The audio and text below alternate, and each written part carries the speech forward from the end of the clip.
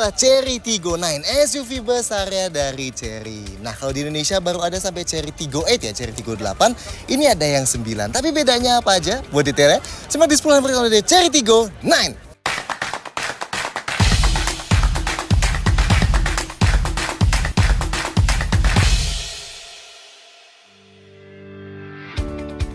Satu, beda negara, beda Tiggo 9. Gimana tuh maksudnya? Oke, jadi meskipun kita videoin ini pas lagi di Cina dan di sini tulisannya Tiggo 9, tapi yang dijual di Cina yang disebut Tiggo 9 bukan yang ini ya. Jadi Tiggo 9 yang kalian lihat di layar ini kalau di Cina namanya adalah Tiggo 8L. Sedangkan buat pasar global, si Tiggo 8L ini disebutnya Tiggo 9. Misalnya nanti Tiggo 8L ini masuk ke Indonesia, ya namanya di Indonesia jadi Tiggo 9. Kayak yang kalian lagi lihat di layar ini. Nah, Tiggo 9 yang dijual di Cina itu beda lagi, lebih besar dan lebih mewah lagi dibanding yang ini. Dan Tiggo 9 yang dijual di Cina itu hanya dijual di market global dengan nama Jayco J8. Bahkan sebentar lagi, Jayco Indonesia juga bakal memperkenalkan si Jayco J8 itu loh di Indonesia. Nah, Tiggo 9 yang ini atau Tiggo 8L di Cina, ukurannya ada di tengah-tengah Tiggo 8 yang kayak di Indonesia dan Tiggo 9 yang ada di Cina. So, masih gede juga ya, kira-kira seukuran VW Tiguan Allspace atau Hyundai Santa Fe gitulah ya. So, jangan bingung ya, di sepanjang video ini kita bakal nyebut nama mobil yang ada di layar ini Tiggo 9 atau Tiggo 9. Tapi ingat, Tiggo 9 ya beda sama Tiggo 9 yang di Cina dan beda sama Jayco J8 ya. 2. Belum dijual.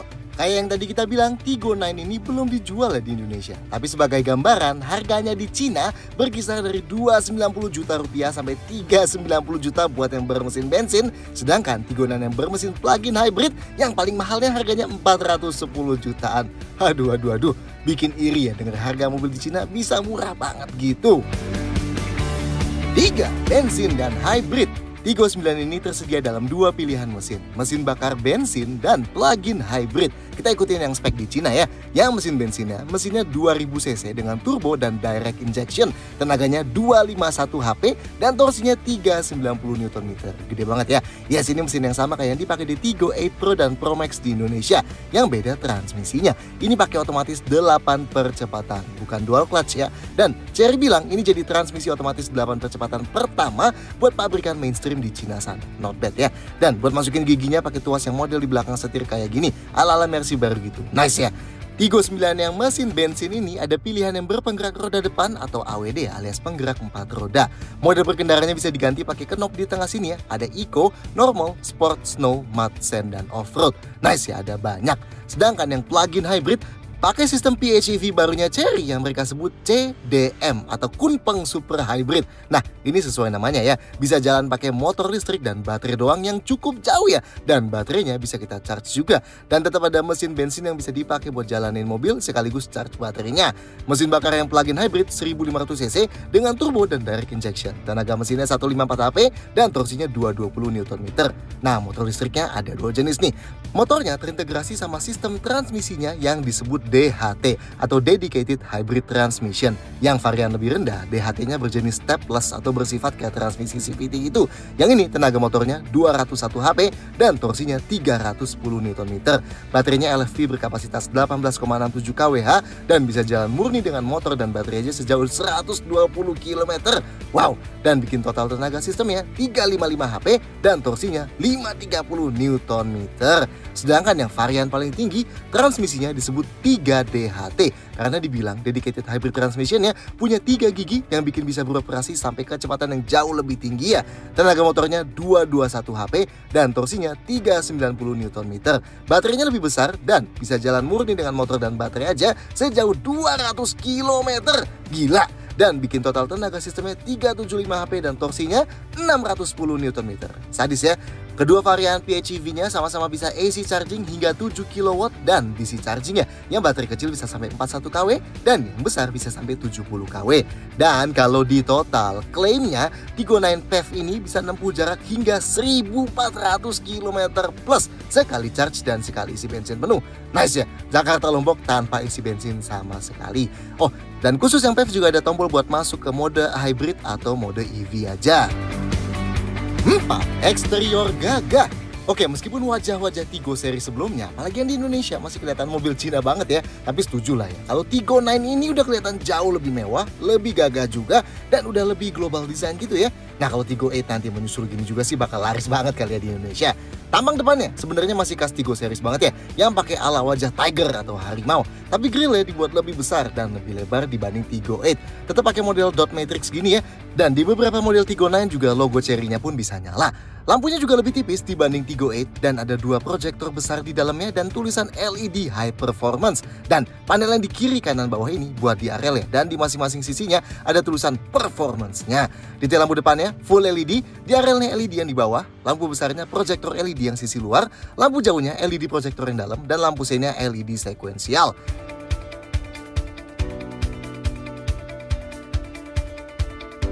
Sampingnya, nah ini bagian yang bikin kita suka sama Tigo 9 ini dibanding Tigo 8 di Indonesia ya. Profilnya yang lebih kelihatan kayak SUV yang besar karena jendelanya dibuat full nyambung sampai ke jendela belakang. Meski emang ini dibantu sama panel chrome yang besar juga dan motif-motif ini sih ya yang di jendela yang di pilar D itu. Tapi nice sih overall. Handle pintunya pakai model yang flush alias rata ketika nggak dibutuhin dan baru muncul pas kita baru mau masuk ke mobilnya. Velgnya 20 inci, nice ya, gede banget.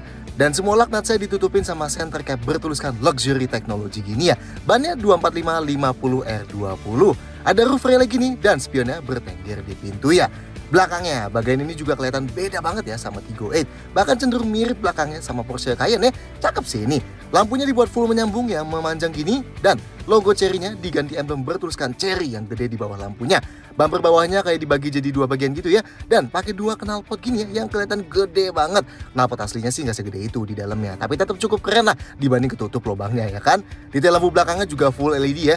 Lampu malamnya LED bar panjang yang di bawah itu, lampu remnya LED yang di bawah tambah terang, dan lampu seinnya sequential LED.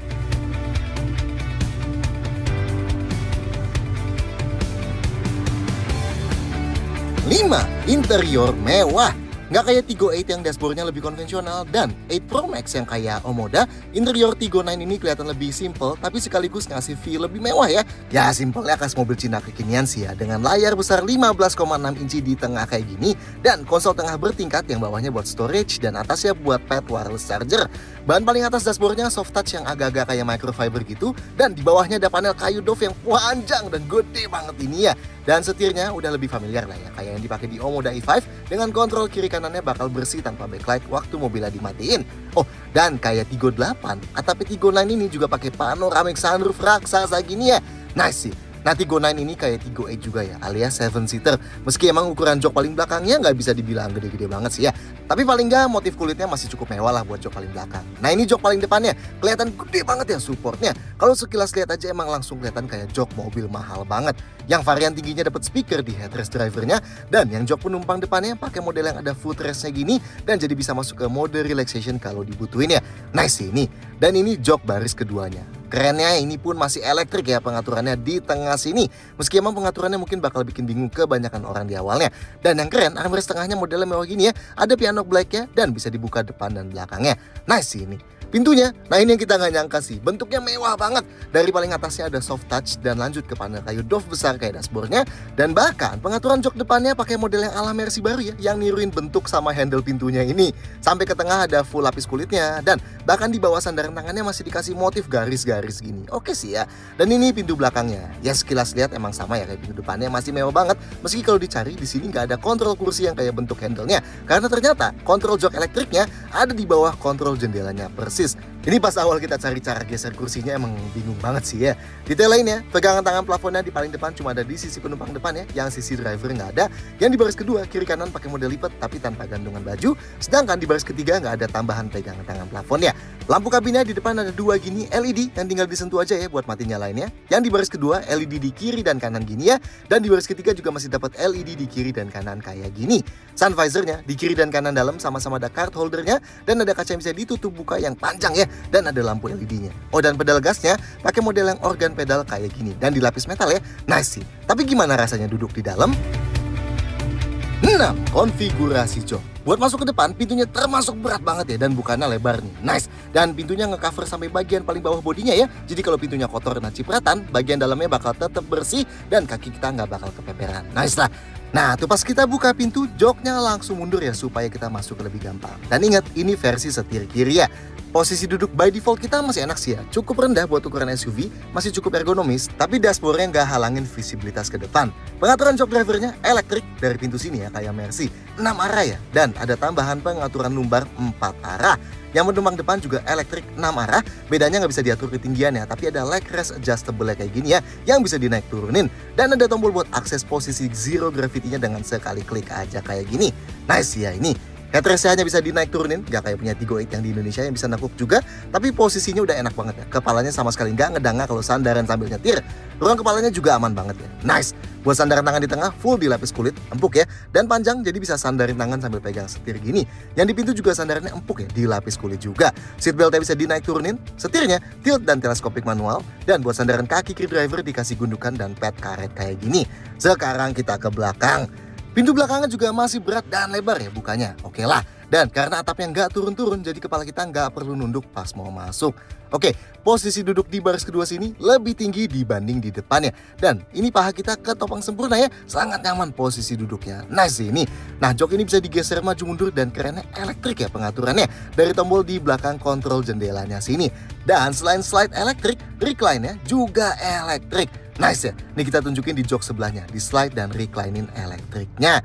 Oke, kalau joknya dibuat paling mundur, ruang kakinya segini ya. Sebenarnya sih nggak terlalu luas, tapi ya not bad lah, cukup lega. Dan kalau mau lebih luas lagi, paling kita bisa geser duduk di sisi belakang penumpang depan dan pakai kontrol jok di tengah sini ya, buat majuin jok depannya seandainya lagi nggak ada penumpang di depan. Dan ini kalau dibuat paling mentok maju, sayangnya udah super mentok ya sama depannya. Mungkin ini supaya kalau anak kecil duduk di sini bisa lebih dekat sama orang tuanya di depan. Sedangkan ruang gerak sepatunya masih aman. Headrestnya adjustable di ketiga sisinya ya. Oke, kalau duduknya kita agak tegakin, sisa ruang kepalanya segini, masih cukup aman. Dan paling rebahnya segini aja ya. Emang nggak sampai tiduran sih, tapi masih cukup rileks lah. Apalagi atasnya langsung atap kaca ya, jadi ngasih feel lebih lega. Buat sandaran tangan di pintu dilapis kulit jadi empuk. Ada sunshade-nya juga ya, jadi bisa ngasih privasi lebih gini. Nice lah. Yang di tengah ada armrest lipatnya yang mewah tadi. Mantap. Oke, kalau mau duduk bertiga, napak ke tengahnya nggak terlalu sulit ya. Gundukan lantai tengahnya nggak terlalu tinggi. Tapi emang kaki kita harus ke kiri kanan gini ya kalau mau nyaman. Dudukan joknya lebih keras dan lebih tinggi dibanding kiri kanannya. Dan sandarannya juga jauh lebih keras dibanding kiri kanannya ya. Masih ada headrest jadi kepala kita nggak terlalu ngedanga. Dan ruang kepalanya masih cukup aman. Dan seatbelt di tengah sini 3 titik ya. Oke, sekarang kita ke paling belakang. Nah, kalau mau ke baris ketiga, kita nggak bisa dari sisi kiri sini ya, harus dari yang sebelah kanan. Nah, jadi nanti kita tinggal klik aja tombol yang di atas jok sini, dan karena di depannya jok buat penumpang, bukan buat driver, jadi begitu kita klik tombol ini, jok paling depannya juga ikutan maju ya, supaya bisa ngasih ruang lebih banyak buat jok baris keduanya geser secara elektrik. Dan jadinya, ruang buat kita napak ke paling belakangnya cukup besar kayak gini.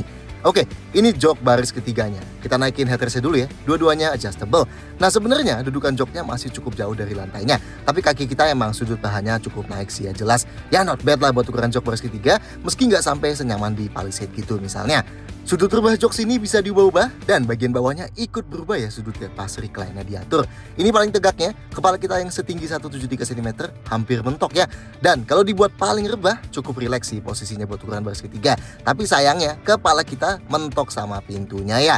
Oke, ruang kakinya, ini kalau joknya dibuat paling mundur, sayangnya udah nggak ada lagi sisa ruang kaki buat orang dewasa. Dan kalau dibuat paling maju, nah jadi bisa lega gini, tapi tentunya tadi di tengah jadi sempit banget ya. Ya ini fleksibel lah ya, kalian sesuaiin aja sesuai kebutuhan. Ruang gerak sepatunya justru masih cukup aman di paling belakang sini.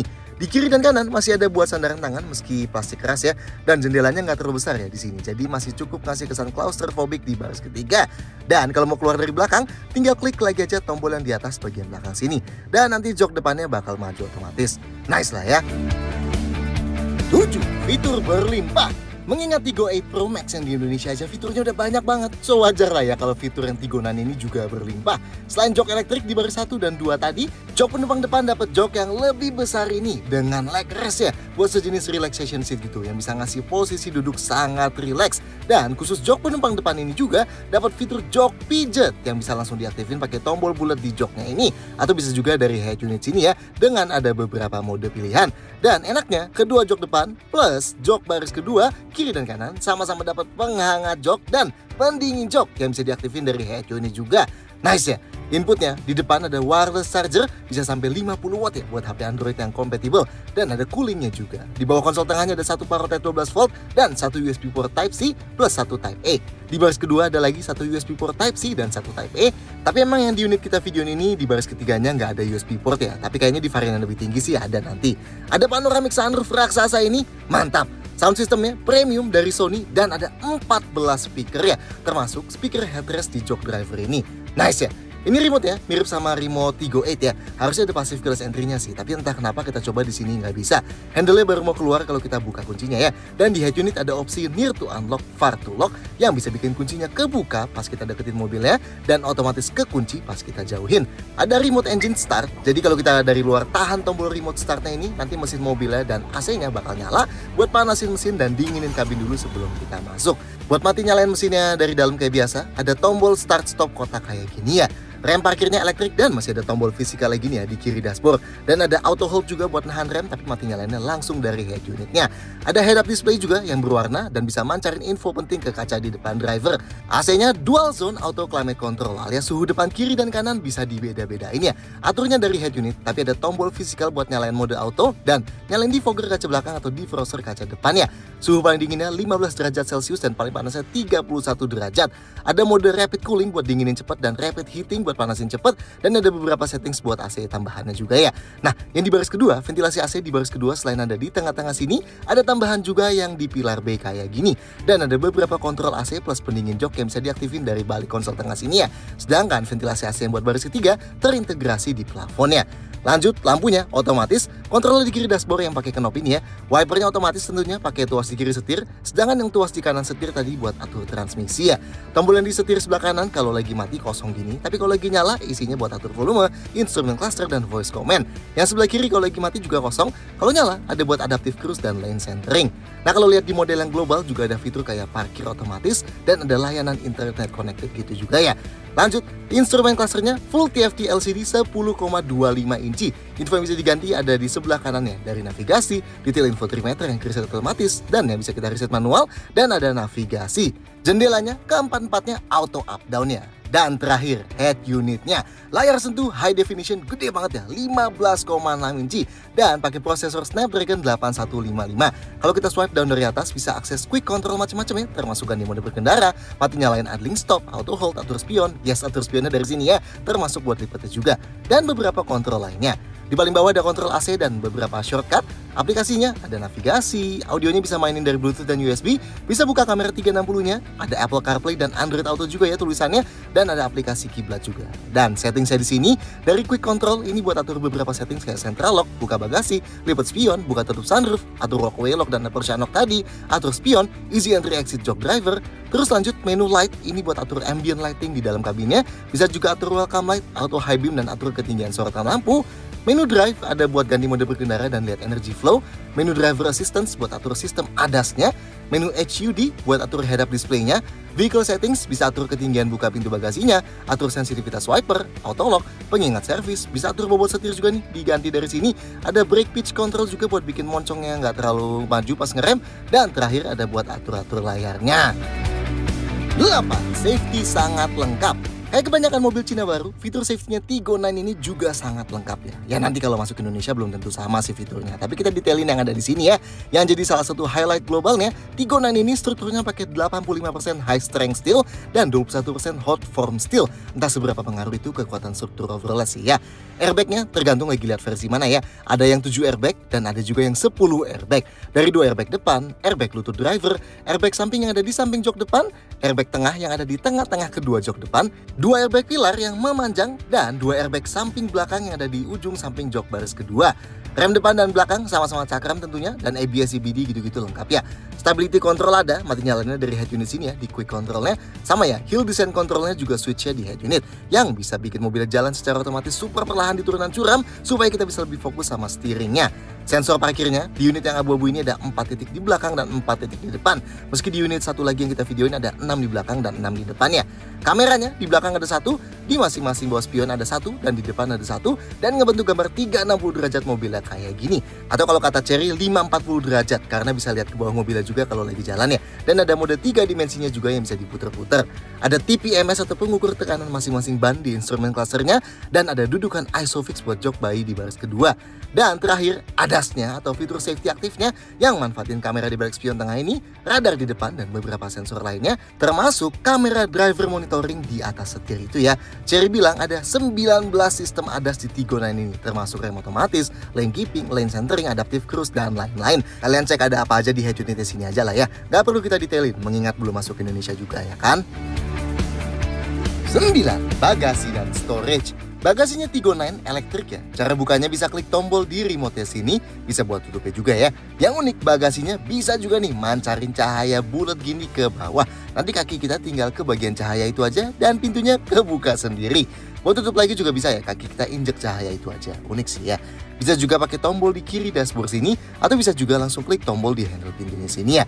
Oke, ini bagasinya Tiggo 9 kalau semua jok lagi dipakai ya. Bibirnya mengotak dan lebar ya, dan kasnya SUV gini, jarak bibirnya ke tanah tinggi banget ya. Jadi kalau mau masukin barang berat, angkatnya bakal PR. Lantainya rata ya dari bibirnya sini. Nice. Detail ya, di sebelah kanan sini paling cuma ada gantungan belanjaan ini ya, 3 kg ya maksimal. Di sebelah kiri ada lampu LED dan kontrol jok baris kedua. Di bawah lantainya ada storage segini dan dongkrak ya. Nah, karena sudut terbah jok baris ketiga ini bisa diubah, jadi kita bisa set bukan pakai tali ini, tapi pakai tuas di atas ini ya. Kalau joknya dibuat paling rebah, ruang bagasinya jadi paling sempit, tapi penumpangnya duduk lebih nyaman. Dan kalau dibuat tegak gini jadi sebaliknya ya.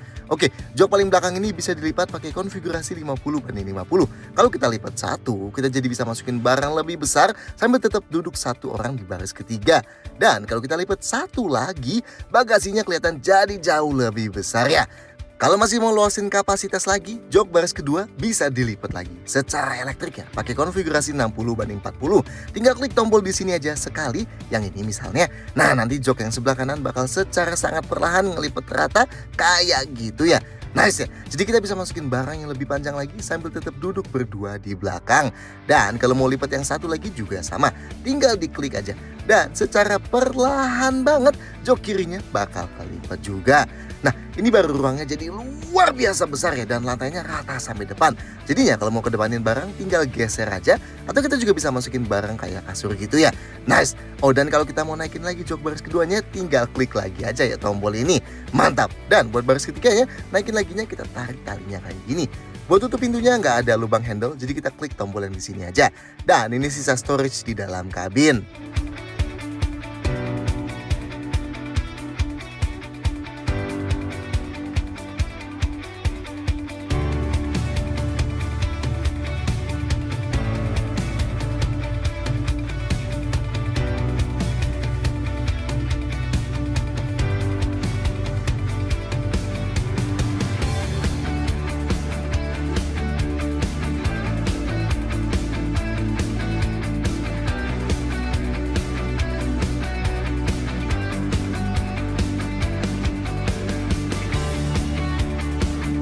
10.